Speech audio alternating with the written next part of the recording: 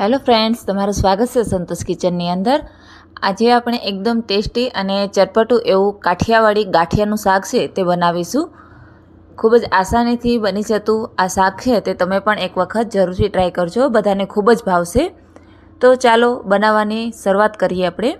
તો સૌથી પહેલાં અહીંયા મેં એક પેનની અંદર તેલ છે તે ગરમ કરવા માટે રાખી દીધું છે। અહીંયા મેં 2 થી 3 ટેબલસ્પૂન જેટલું તેલ છે તે લીધેલું છે। ગાંઠિયાનું શાક તો તમે બધાએ ઘણી વખત બનાવ્યું હશે, પરંતુ આ રીતથી એક વખત જરૂરથી બનાવજો, બધાને ખૂબ જ ભાવશે। તો હવે આપણું તેલ છે તે ગરમ થઈ ગયું છે, તો આપણે તેની અંદર રાઈ, જીરું અને મીઠો લીમડો છે તે એડ કરી દઈશું। પછી ઝીણી સમારેલ ડુંગળી છે તે એડ કરવાની છે। અહીંયા મેં 1 નંગ જેટલી ડુંગળી છે તે લીધેલી છે। પછી લસણ છે તે એડ કરવાનું છે। અહીંયા મેં લસણ અને ચટણી છે તેને એકદમ સારી રીતે ખાંડી અને લીધી છે। આવી રીતે લસણવાળી ચટણી છે તે એડ કરીશું તો આપણા શાકનો ટેસ્ટ છે તે ખૂબ જ સરસ આવશે। એટલે લસણ છે તે કોરું નથી નાખવાનું, આવી રીતે ચટણી નાખી અને પછી જ ખાંડી અને એડ કરવાનું છે। બધું છે તે એકદમ સારી રીતે મિક્સ કરી લીધું છે। હવે તેને આપણે 2 મિનિટ માટે કૂક છે તે થવા દઈશું। ડુંગળી છે તે થોડી સતળાઈ જાય પછી આપણે તેની અંદર મસાલા એડ કરવાના છે। 1 ટેબલસ્પૂન જેટલું લાલ મરચું પાવડર, 1 ટેબલસ્પૂન જેટલી હળદર, 1 ટેબલસ્પૂન જેટલું ધાણા જીરું અને સ્વાદ અનુસાર મીઠું છે તે આપણે એડ કરી દેવાનું છે। બધા જ મસાલા એડ કરી અને આપણે એને એકદમ સારી રીતે મિક્સ કરી લેવાના છે। મસાલા છે તે ઉપરથી આપણે એડ કરીશું જેથી કરી અને બળી ન જાય। બધું એકદમ સારી રીતે મિક્સ થઈ ગયું છે, તો હવે થોડીવાર માટે એને સાતળવા દઈશું।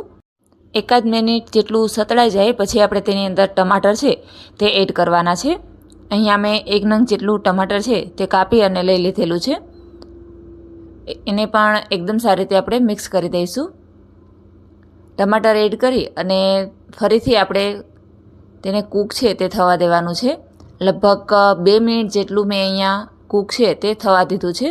પછી તમે જોઈ શકો છો કે ટમાટર છે તે એકદમ સારી રીતે ચડી ગયા છે અને એકદમ ગ્રેવી જેવું બની ગયું છે। આવી રીતે ચમચાથી જોઈ લેશું કે આપણે ટમાટર છે તેના કટકા નથી રહેલા, અને જો કટકા હોય તો થોડું થોડું પ્રેસ કરી અને એકદમ ગ્રેવી જેવું છે તે બનાવી લેવાનું છે। તો હવે એકદમ સરસ એવી આપણું મસાલો છે તે ચડી ગયો છે। તો હવે આપણે તેની અંદર છાશ છે તે એડ કરીશું। અહીંયા મેં 1 વાટકી જેટલી ખાટી છાશ છે તે લીધેલી છે। તેને એકદમ સારી રીતે મિક્સ કરી દેવાનું છે। હવે આપણે જે માપથી છાશ લીધી હતી તે જ માપથી પાણી છે તે એડ કરવાનું છે। અહીંયા જો તમારે છાશ ન યુઝ કરવી હોય તો એની જગ્યાએ લીંબુ છે તે પણ એડ કરી શકો છો। અહીંયા મેં છાશ અને પાણી બંનેનું પ્રમાણ છે તે સરખું રાખેલું છે। 1 વાટકી જેટલી છાશ અને 1 વાટકી જેટલું પાણી છે તે લીધેલું છે। અને હવે તેને આપણે એકદમ સારી રીતે ઉકળવા દઈશું। હવે આપણું પાણી છે તે એકદમ સરસ ચડી ગયું છે, તમે જોઈ શકો છો કે એકદમ સરસ ઉકળી ગયું છે। તો પછી આપણે તેની અંદર ગાંઠિયા છે તે એડ કરવાના છે। અહીંયા મેં 1 વાટકી જેટલા ગાંઠિયા છે તે લીધેલા છે। આપણે એની અંદર એડ કરી અને એકદમ સારી રીતે હલાવી લેવાનું છે। અને તેને ફરીથી આપણે 1 થી 1.5 મિનિટ માટે કૂક છે તે થવા દેવાનું છે। ગાંઠિયા નાખી અને આપણે ઝાઝું હલાવશું નહીં, માત્ર ગાંઠિયા આપણા રસાની અંદર ડૂબી જાય એટલું જ હલાવવાનું છે અને તેને ફરીથી કૂક થવા દઈશું। હવે 1.5 થી 2 મિનિટ પછી આપણું શાક છે તે એકદમ સરસ રીતે ચડી ગયું છે।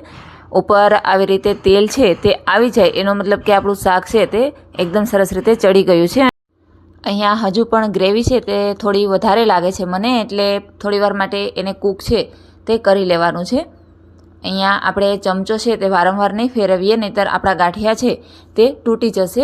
એટલે મીડિયમ ફ્લેમ ઉપર શાક છે તે એકદમ ઘટ્ટ થાય ત્યાં સુધી આપણે તેને કૂક છે તે કરી લેવાનું છે। હવે તમે જોઈ શકો છો કે આપણું શાક છે તે એકદમ સરસ થઈ ગયું છે। તો ઉપરથી થોડા ધાણા ભાજી છે તે એડ કરી દેવાના છે। તો એકદમ સરસ ચટપટું એવું આપણું આ શાક છે તે બની અને તૈયાર થઈ ગયું છે। તેને સર્વિંગ પ્લેટની અંદર મેં કાઢી લીધું છે। તો આજનું આ કાઠિયાવાડી ગાંઠિયાનું શાક તમને કેવું લાગ્યું તે મને કોમેન્ટ કરી અને જરૂરથી જણાવજો। અને જો વિડીયો પસંદ આવ્યો હોય તો લાઇક અને ચેનલને સબસ્ક્રાઈબ કરવાનું ન ભૂલશો। Thank you for watching.